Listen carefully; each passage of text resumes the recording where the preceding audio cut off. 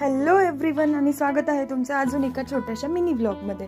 माझ्या मागं थोडेसे कामं होते म्हणून हा व्लॉग मला एडिट करायला वेळ नाही भेटला, तर मी आत्ता करते। हा महाराष्ट्र दिनाचा व्लॉग आहे। श्री गुरुला जायचं होतं रिझल्ट आणायला, मग आम्ही त्यांना छान असं गंध वगैरे लावून आवरून दिलं होतं आणि दोघं जण छान आवरून मामासोबत गेले रिझल्ट आणायला।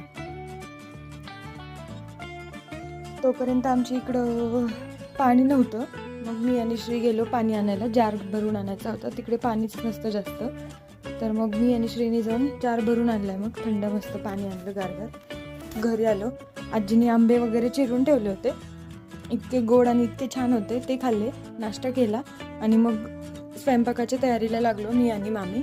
मस्त असं मी भात लावला मग छानसा, आणि मामीनी ना ह्या दोन वेगळ्याच प्रकारच्या शेवया आणल्या होत्या, खीरसाठी असतात त्या।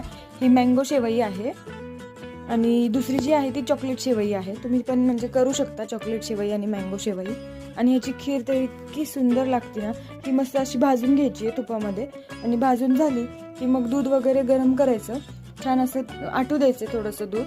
त्यानंतर भाजलेल्या शेवया त्याच्यात टाकायच्या, छान उकळी येऊ द्यायची। उकळी वगैरे आली की मग त्यामध्ये आपल्याला चवीनुसार साखर टाकायची आहे, जसं आवडेल तसं गोड म्हणजे, आणि ते हलवत राहायचं कारण की त्याच्या गाठी होतात नाहीतर त्या शेवईच्या। साखर वगैरे टाकून घेतली आणि त्याला असं छान उकळी येऊ दिली अजून एक। ते दिसायलाच इतकं छान दिसत होतं ना की मला लगेच बघून असं खावं वाटत होतं, आणि वास तर एकदम असा सेम चॉकलेट सारखा येत होता।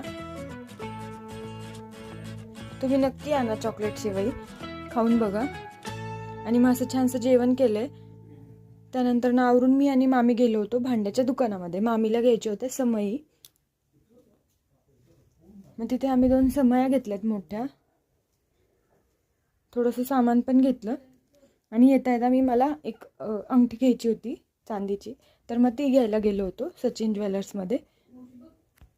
ती घेतली छानशी, मला खूप आवडते अशी अंगठी घालायला।